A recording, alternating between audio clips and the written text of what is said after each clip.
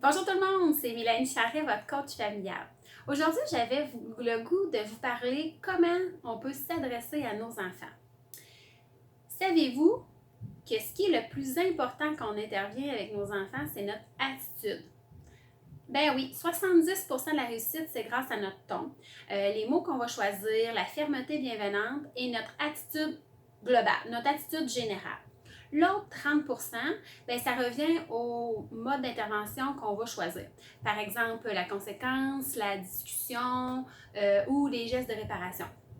Comme notre attitude, c'est un élément clé dans la réussite d'une intervention, bien, aujourd'hui, j'ai relevé 5 points à prendre en considération pour vous aider à vous guider vers une attitude qui est bienveillante.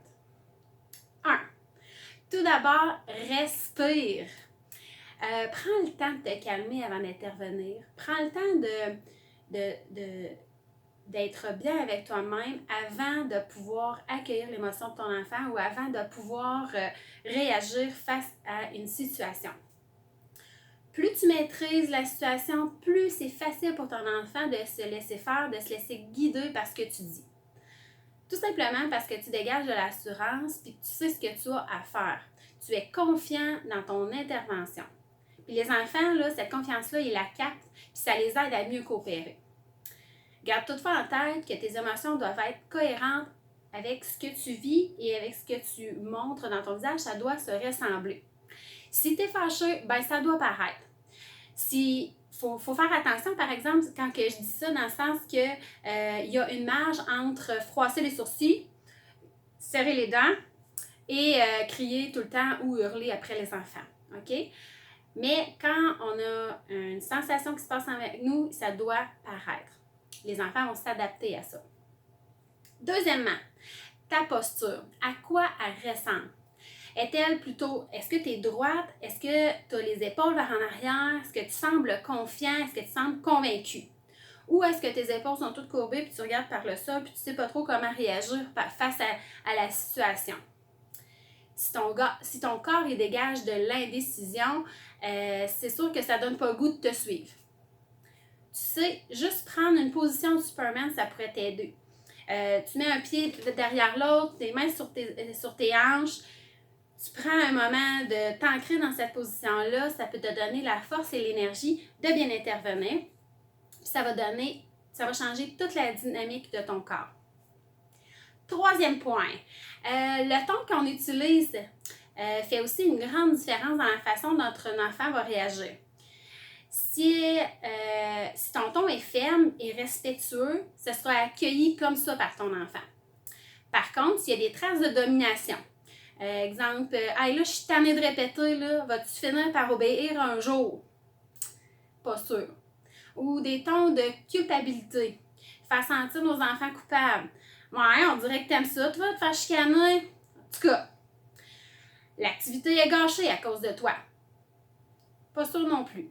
Le sarcasme aussi. Avec les ados, le sarcasme sur certaines affaires, ça peut fonctionner, dépendamment de leurs blessures.